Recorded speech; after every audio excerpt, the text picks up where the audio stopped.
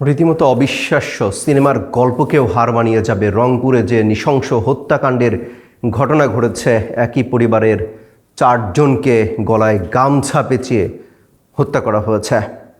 প্রথমে ছাদে বাবাকে হত্যা করা হয়েছে, তারপরে স্ত্রী যখন সেই চিৎকার চেঁচামেচি শুনে উপরে উঠছিলেন, সিঁড়িতে সেই স্ত্রীকে হত্যা করা হয়েছে।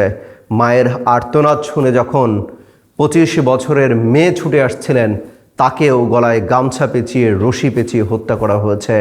এরপরে বাসায় ঢুকে যে 12 বছরের বাচ্চা ছিল, তাকেও হত্যা করা হয়েছে, নৃশংস হত্যাযজ্ঞ। এরপরে সেই খুনিরা ওয়াশরুমে ঢুকেছে, গোসল করেছে, এসে টেবিলে এসে বয়মে খেজুর রাখা ছিল, সেই খেজুর খেয়েছে, ফ্রিজ থেকে বের করে শসা খেয়েছে। দেখুন কি ঠান্ডা মাথায়, ঠান্ডা মস্তিষ্কে হত্যা করে তারপরে এই কাণ্ডগুলো ঘটিয়েছে। অপরাধ কী ছিল?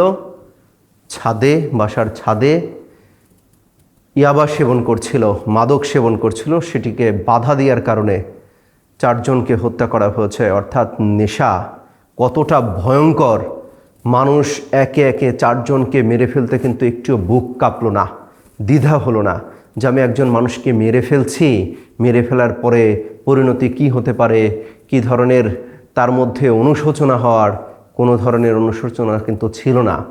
যে 2 জন মিলে কিন্তু এইভাবে হত্যাকাণ্ড ঘটিয়েছে।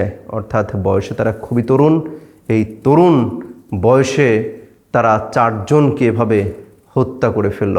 পুলিশ এর মধ্যে গ্রেপ্তার করে ফেলেছে ওই 2 জনকে। তারা স্বীকারোক্তিমূলক জবানবন্দিও দিয়েছে। এই ধরনের হত্যাকাণ্ড আসলে আমাদের সমাজে কি বার্তা দিচ্ছে?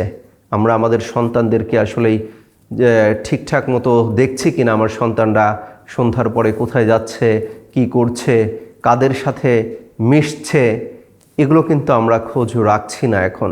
এই জন্যই এই ধরনের একটা কি বলবো, এটি বর্ণনার বাইরে যে কিভাবে এই তরুণ বয়সে 25 বছর, প্রায় 26 বছর এই ধরনের বয়স যারা হত্যাকাণ্ড ঘটিয়েছে, তারা 4 জনকে হত্যা করে ফেললো, তাদের কিন্তু কোনো অনুশোচনা হলো না, বুক কাঁপলো না।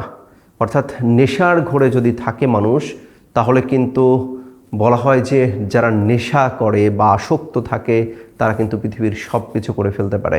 তেমনি খুনটাও কিন্তু তারা ওই নেশার ঘোরেই করেছিল। তারা হয়তোবা নিজের মধ্যে যে একটা উপলব্ধি তৈরি করা, সেটিও করতে পারেনি, চলতে পারেনি। পরিস্থিতি আসলে কতটা ভয়াবহ, এটি সিনেমার গল্পকেও হার মানিয়ে ফেলবে। যেভাবে হত্যাকাণ্ড ঘটানো হয়েছে, একটি বাচ্চা দেখলাম 12 বছরের বাচ্চা, কি নিষ্পাপ শিশু, কি চাহনি, তাকেও একেবারে শেষ করে ফেলা হয়েছে, হত্যা করা হয়েছে।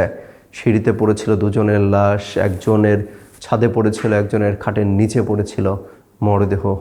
এবং এরপরে কি করলো, একটা নাটক সাজালো যে ভাঙচুর চালানো হলো, গহনা টহনা নিয়ে একটা ডাকাতির একটা নাটক সাজিয়ে কিন্তু সেই বাসা থেকে তারা পালিয়ে যায়। যদিও শেষ রক্ষা কিন্তু হয়নি, তাদেরকে গ্রেপ্তার করা হয়েছে। বিষয়টি এতটাই হৃদয় বিদারক এবং এতটাই কষ্টের, রংপুরের এই শিক্ষককে, পরিবারকে, পুরো পরিবারকে হত্যা করার, যেটি আসলে বর্ণনা করার মতো না।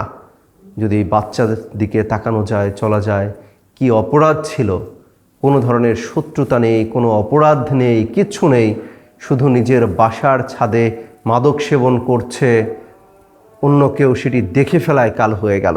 সমাজের চরম অবক্ষয় বলা যায়।